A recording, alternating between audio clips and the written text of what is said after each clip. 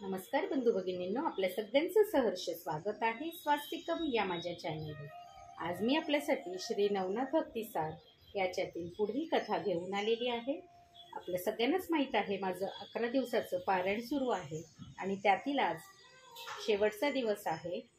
तर चला मग आजच्या कथेस सुरुवात करूया।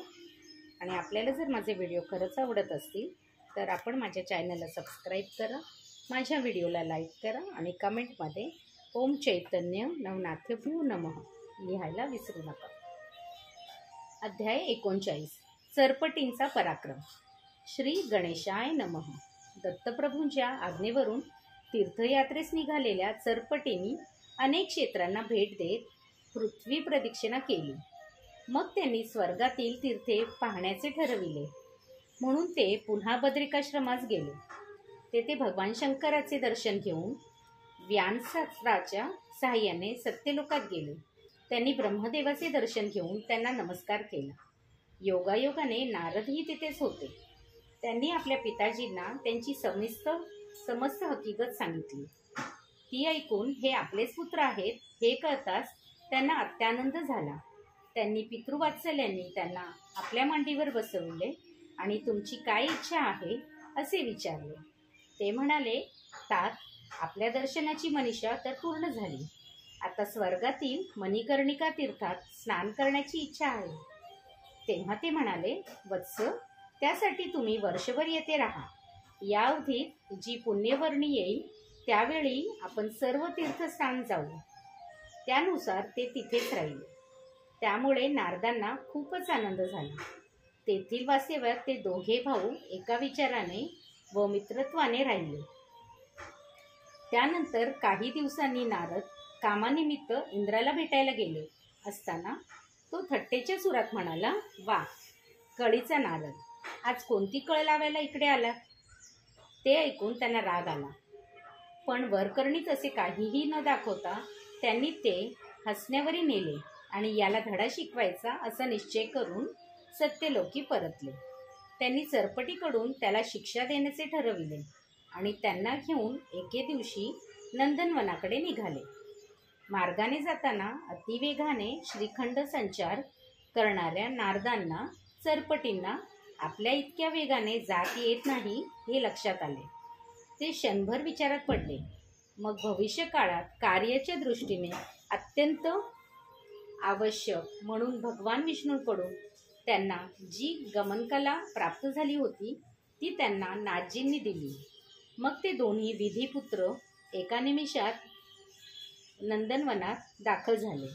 अतिविस्तीर्ण आणि रमणीय अशा या वनात ते दोघे खूप खेळले, बागडले, तेथील फळे खाल्ली आणि निघताना बरीचशी फुले घेऊन सत्यलोकी परतली। त्यावेळी फळे फूल तोडताना उत्साहाच्या भरात चरपटींकडून त्या झाडांचे बरेच नुकसान झाले। ते पाहून तेथील रक्षक चक्रावून गेले। मग ते दोघे रोजच तिथे जाऊ लागले। त्यामुळे प्रत्येक दिवशी बागेचा नाश होऊ लागला। तेव्हा मात्र रक्षकांनी गुप्त पाळत ठेवली आणि एके दिवशी फळे फुले तोडणाऱ्या चरपटींवर झडप घातली। त्यांना रक्षकाच्या तावडीत सापडलेले पाहून नारदांनी ब्रह्मलोकी पलायन केले। वनरक्षकांनी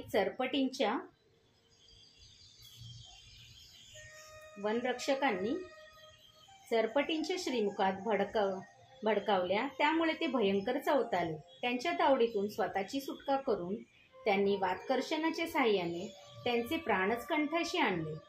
त्यांची मरणमुख अवस्था पाहून इतर रक्षकांनी तेथून पळ काढला आणि इंद्रापाशी जाऊन सर्व वर्तमान सांगितले।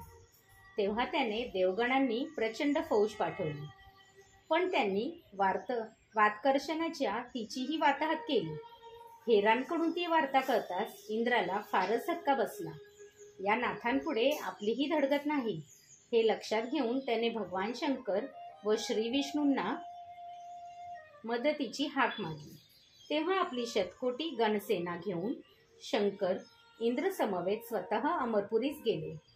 नाथजींनी त्यांनाही गलितात गात्र करून धरणीवर पाडले। त्यावेळी आपल्याला डिवचणाऱ्या गर्विष्ठ इंद्राची ती दारुण अवस्था पाहून नारदांना हसू आवरेना।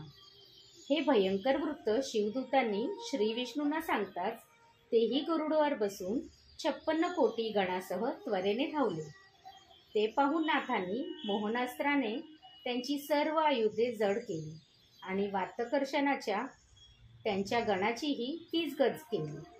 ते पाहून संतापलेल्या श्रीहरींनी त्यांच्यावर सुदर्शन चक्र भिरकावले, पण ते नारायण म्हणजे विष्णूंचेच अंश आहेत हे जाणून ते नाथांना वंदन करून त्यांच्या उजव्या हातात स्थिरावले. मग नाथजींनी त्यांनाही वातकर्षणाचा हिसका दाखवला. त्यानंतर भगवान शंकर आणि विष्णूंची सर्व आभूषणे व आयुधे घेऊन ते ब्रह्मदेवापाशी गेले आणि त्यांनी विचारलेले म्हणून सर्व हकीकत सांगितली. ती ऐकून ते फारच चिंतामग्न झाले. त्यांनी चरपटींना आधी त्या सर्वांना सावध करा, अन्यथा मलाही मारून टाका अशी समज दिली. तेव्हा त्यांना घेऊन ते अमरपुरीस गेले. तेथे वातकर्षण अस्त्र काढून घेऊन वातप्रेरक अस्त्राने सर्वांना सावध केले. संजीवनीने मंत्राने मृतुकांना जिवंत केले. मग ब्रह्मदेवानी त्यांना हरिहरांचे चरणावर घातले. त्यांना त्यांची सर्व हकीकत सांगितली. त्यांची आभूषणे व आयुधे त्यांना परत दिली आणि चरपटींना घेऊन स्वगृही परतले.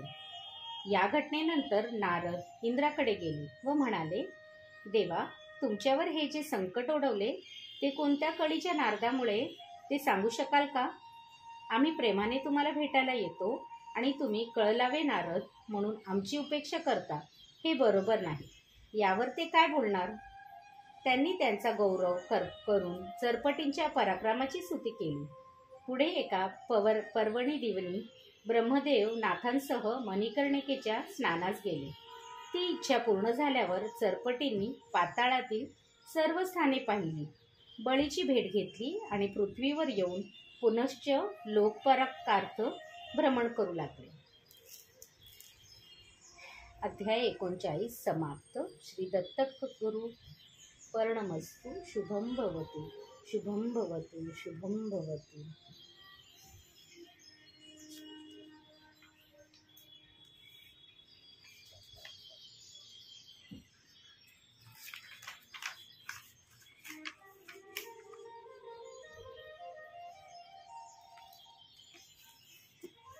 ओम चैतन्य नवनाथभ्यो नमः.